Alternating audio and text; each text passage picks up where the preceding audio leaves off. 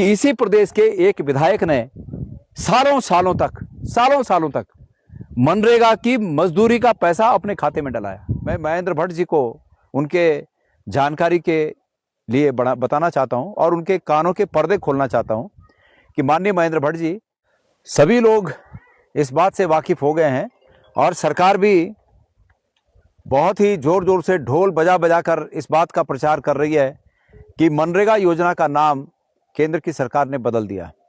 और नाम बदलने की जो आज से करीब 11 साल पहले जो परंपरा प्रारंभ हुई थी, वो यहाँ तक आ गई कि ग्रामीण रोजगार गारंटी योजना मनरेगा का नाम बदलकर जी राम जी योजना उसका नाम ये रखा जा रहा है।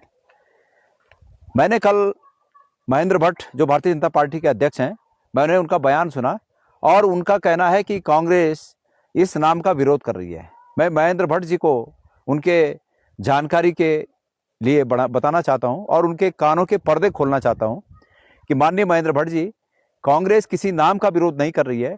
कांग्रेस उस भावना का विरोध कर रही है कि जो भावना आपके इस नाम बदलने में निहित है कि महात्मा गांधी के नाम को बदल देना, और दूसरा कि काम के दिनों के बढ़ाने की एवज वो काम न करके, मतलब दिनों को न बढ़ाकर, मनरेगा में दिनों को न बढ़ाकर और नाम बदल देना और इससे अपने फर्ज की तीसरी समझ लेना, ये बात हमें नहीं पचती है।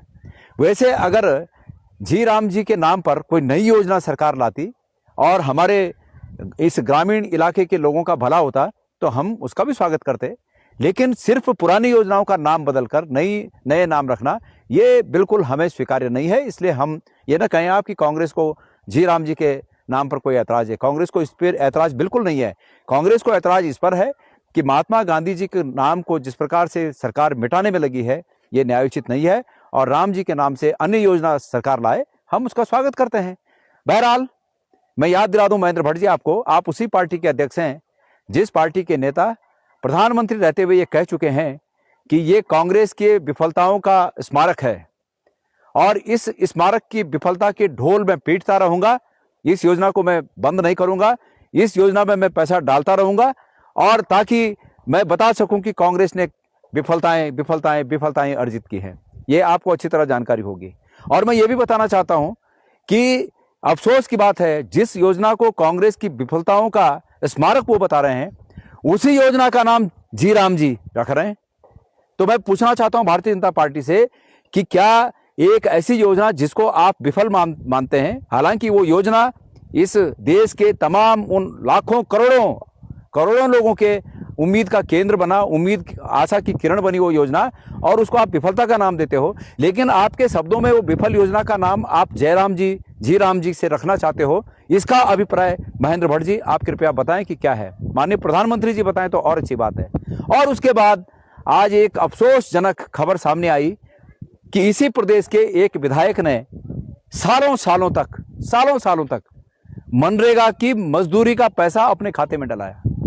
ये कितनी बड़ी विडंबना है कि केंद्र की उस समय की सरकार, मनमोहन सिंह जी की सरकार ने जो योजना गरीब आदमी के लिए इस रूप में कि अंत्योदय के हिसाब से कि भाई उसको अंत में एक उदय उसका हो, उस हिसाब से जो योजना प्रारंभ की, उस योजना का एक पैसा भी आपके विधायक डकार रहे हैं।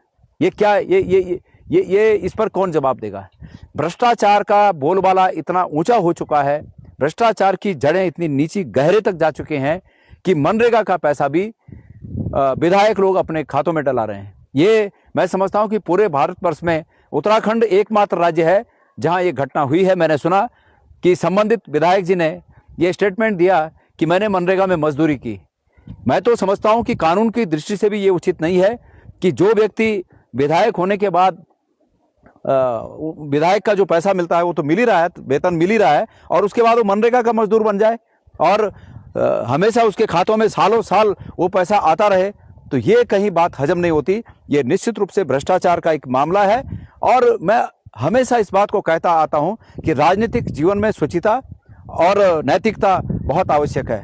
मैं इसके लिए, पैसा किसको बुरा लगता है, मुझे भी अच्छा लगता था, लेकिन मैं बद्रीनाथ केदारनाथ मंदिर में अध्यक्ष रहते हुए मैंने इसलिए अपने तमाम डीए टीए और वेतन का त्याग इसलिए किया कि क्योंकि मुझे लगता था कि मुझे विधायक के रूप में जो मिल रहा है वही उसी में मुझे संतुष्ट रहना चाहिए।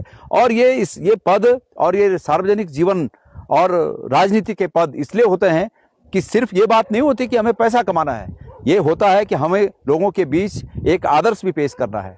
और इसलिए हमने तब भी ये त्याग किया, हमने तब भी त्याग किया जब 2 बार इस प्रदेश में पूर्व विधायकों के पेंशनें बढ़ी। लेकिन हमें ये उचित नहीं लगा कि एक और जहां 6,000 में हमारे दिहाड़ी मजदूर जैसा जल संस्थान, वन निगम, अलानी जगह फलानी जगह लोग 6,000 में 8,000 में नौकरी कर रहे हैं, वो भी वेतन 3-3 4-4 महीने तक उन्हें नहीं मिलता है।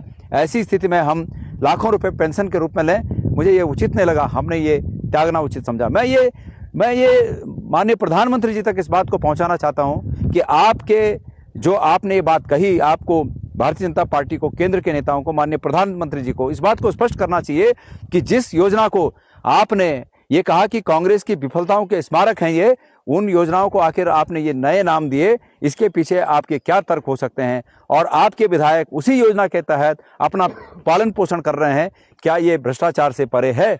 मैं भारतीय जनता पार्टी से उम्मीद करता हूं, महेंद्र भट्ट जी से उम्मीद करता हूं और केंद्र के नेताओं से उम्मीद करता हूं कि इस पर अपना स्पष्टीकरण जरूर देंगे।